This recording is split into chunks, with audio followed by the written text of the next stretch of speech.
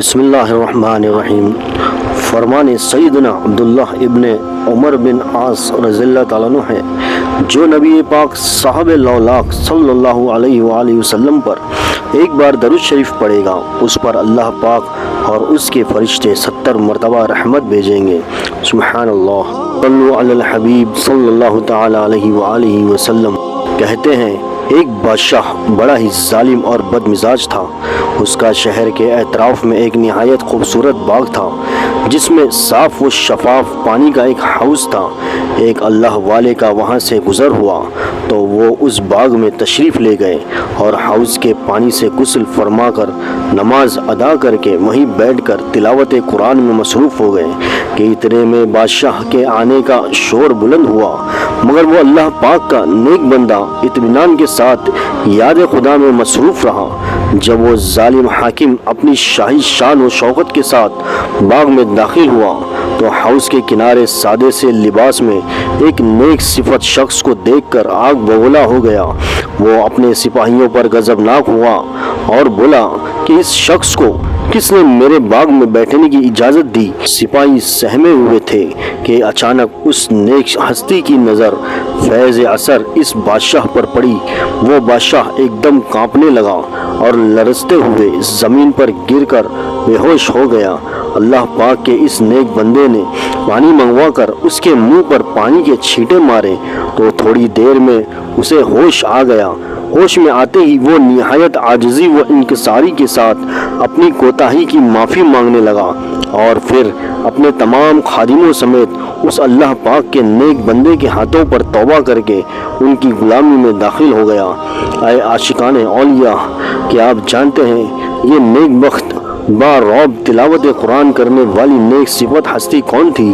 یہ سلسلہ عالیہ چشتیہ کے عظیم پیشوا خواجہ خواجگاں سلطان ہند حضرت خواجہ غریب نواز حسن سنجری رحمۃ اللہ تعالی علیہ تھے، جو آگے چل کر ہندوستان کے بے تاج بادشاہ بنے۔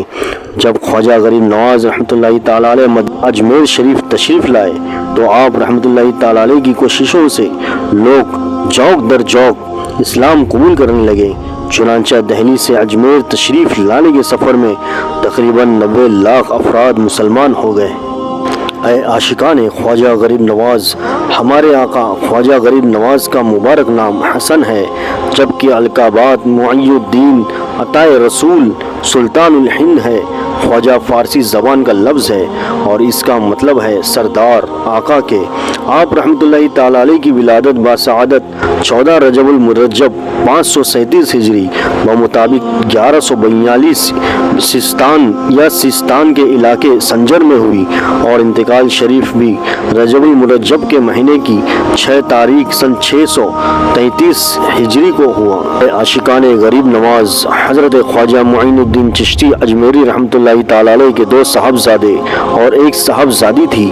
بڑے بیٹے کا نام مبارک ابو الخیر حضرت خواجہ فخر الدین چشتی رحمۃ اللہ تعالی علیہ تھا۔ آپ علم ظاہر و باطنی سے مالا مال تھے۔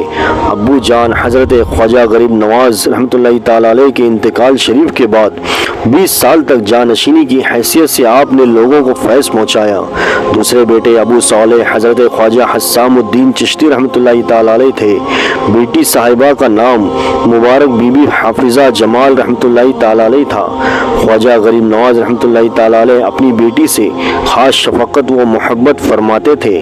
آپ رحمۃ اللہ تعالی علیہ نہایت پاکیزہ فطرت اور عبادت گزار خاتون تھی۔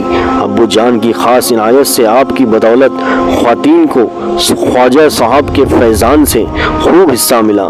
خواجہ صاحب کی دوسری زوجہ بھی تھی۔ آپ رحمۃ اللہ تعالی علیہ کے ایک صاحبزادے تھے جن کا نام خواجہ ابو سعید ضیاء الدین رحمۃ اللہ تعالی علیہ تھا۔ خواجہ صاحب کی مزار شریف کے اطراف میں ہی آپ کے مبارک قبر ہے۔ حضرت خواجہ معین الدین چشتی رحمۃ اللہ تعالی علیہ دوران سفر کا اپنا ایک واقعہ بیان کرتے ہوئے فرماتے ہیں کہ ہم ایک جگہ درویشوں کی صحبت میں بیٹھے ہوئے تھے اور آپس میں یہ رائے قرار پائی کہ سب لوگ اپنی ایک ایک کرامت دکھائیں۔ اس مجلس میں شیخ علاء الدین کرمانی رحمۃ اللہ تعالی علیہ اور خواجہ عثمان ہارونی رحمۃ اللہ تعالی علیہ، جناب محمد عارف رحمۃ اللہ تعالی علیہ جیسی بڑی شخصیتیں شامل تھی، اور جس میں خواجہ غریب نواز رحمۃ اللہ تعالی تعالی علیہ بھی تشریف فرماتے اور پھر سب نے اپنی اپنی کرامت دکھانے لگے۔ اس کے بعد حضرت خواجہ غریب نواز رحمۃ اللہ تعالی علیہ فرماتے ہیں مرشد پاک حضرت خواجہ عثمان ہارونی نے اپنے مسلح کے نیچے ہاتھ ڈالا اور سونے کا ایک ٹکڑا نکالا۔ اس ٹکڑے کو ایک درویش کو دے کر فرمایا کہ جاؤ سب کے لیے شیرنی لے آؤ۔ پھر حضرت شیخ علاء الدین کرمانی رحمۃ اللہ تعالی علیہ نے ایک لکڑی کو ہاتھ مارا تو وہ سونے کی ہو گئی۔ جب سب اپنی اپنی کرامت دکھا چکے تب پھر مرشد پاک حضرت خواجہ عثمان ہارونی نے میری طرف متوجہ ہوئے اور فرمایا کہ تم نے کچھ نہیں دکھایا۔ تب میں نے مرشد پاک کے حکم سے اپنے کمبل میں ہاتھ ڈالا۔ جیسے ہی میں نے ہاتھ ڈالا تو 4 روٹیاں نکال کر ایک بوڑھے فقیر کی طرف بڑھا دی۔ ایسی ہی بے شمار کرامتیں حضرت خواجہ غریب نواز رحمۃ اللہ تعالی علیہ سے سرزد ہوئی۔ اللہ پاک ہم سب کو بھی حضرت خواجہ غریب نواز رحمۃ اللہ تعالی علیہ کی سچی محبت سے نوازے۔ ایک روز حضرت خواجہ غریب نواز رحمۃ اللہ تعالی علیہ اپنے ساتھیوں سے، اپنے مریدوں سے اصحاب کہف کا واقعہ بیان کرتے ہوئے یوں فرماتے ہیں کہ اللہ پاک کے آخری نبی صلی اللہ تعالی علیہ وآلہ وسلم نے ایک مرتبہ اصحاب کہف سے ملاقات کی آرزو کی تو کہا گیا آپ انہیں دنیا میں ظاہراً نہیں دیکھ پائیں گے، البتہ آخرت میں دیکھ لیں گے، اور اگر آپ چاہتے ہیں کہ وہ دین اسلام میں داخل ہو جائیں تو ہم انہیں داخل کیے دیتے ہیں۔ آپ اپنے 4 صحابہ کرام علیہ رضوان کو اپنی چادر پر بٹھائے، ہوا آپ کی چادر مبارک کو اڑا کر اصحاب کہف کی غار پر پہنچا گئی۔ صحابہ کرام علیہ رضوان اجمعین نے اصحاب کہف کو سلام کیا، اللہ پاک نے انہیں زندہ کیا اور اصحاب کہف نے سلام کا جواب عرض کیا۔ پھر صحابہ کرام علیہ رضوان نے اصحاب کہف پر دین اسلام پیش کیا جو انہوں نے قبول کیا اور داخل اسلام ہو گئے۔ دیگر بعض کتابوں میں یوں ہے کہ اصحاب کہف نے عرض کیا ہماری طرف سے اللہ پاک کے پیارے رسول حضرت محمد صلی اللہ علیہ وآلہ وسلم پر جب تک زمین و آسمان ہے سلامتی نازل ہو اور آپ سب پر بھی۔ پھر اصحاب کہف حضور پاک صلی اللہ علیہ وآلہ وسلم پر ایمان لائے اور دین اسلام میں داخل ہو گئے اور عرض کیا کہ ہمارے آقا صلی اللہ علیہ وسلم کی بارگاہ میں سلام پیش کیجیے گا۔ حضرت خواجہ غریب نواز رحمۃ اللہ تعالی علیہ حافظ قرآن تھے۔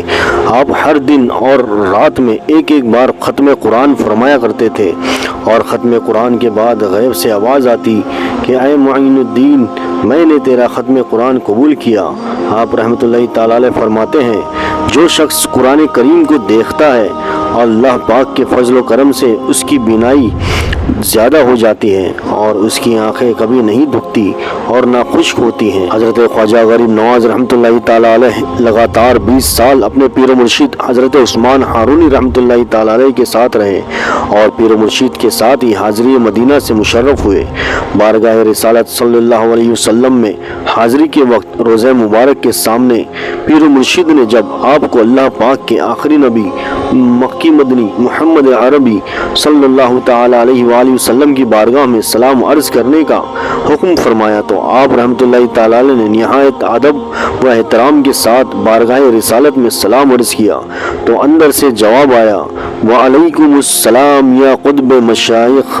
یہ جواب سن کر پیر و مرشد نے سجدہ شکر ادا کیا اور فرمایا اب تم درجہ کمال کو پہنچ گئے۔ بریلی کے تاجدار اعلی حضرت امام اہل سنت امام احمد رضا خان رحمۃ اللہ تعالی علیہ فرماتے ہیں حضرت خواجہ غریب نواز رحمۃ اللہ تعالی علیہ کے مزار سے بہت فیوز و برکات حاصل ہوتے ہیں۔ مولانا برکات احمد صاحب مرحوم جو میرے پیر بھائی اور میرے والد ماجد رحمۃ اللہ تعالی علیہ کے شاگرد تھے، انہوں نے مجھ سے بیان کیا کہ میں نے اپنی آنکھوں سے دیکھا کہ ایک غیر مسلم جس کے سرے سے پیر تک پھوڑے تھے، اللہ ہی جانتا ہے کہ کس قدر تھے، ٹھیک دوپہر کو آتا اور دربار شریف کے سامنے گرم کنکروں اور پتھروں پر لوٹتا اور کہتا خواجہ اگن یعنی اے خواجہ جلن لگی ہے، اے خواجہ جلن لگی ہے۔ تیسرے روز میں نے دیکھا کہ بالکل اچھا ہو گیا۔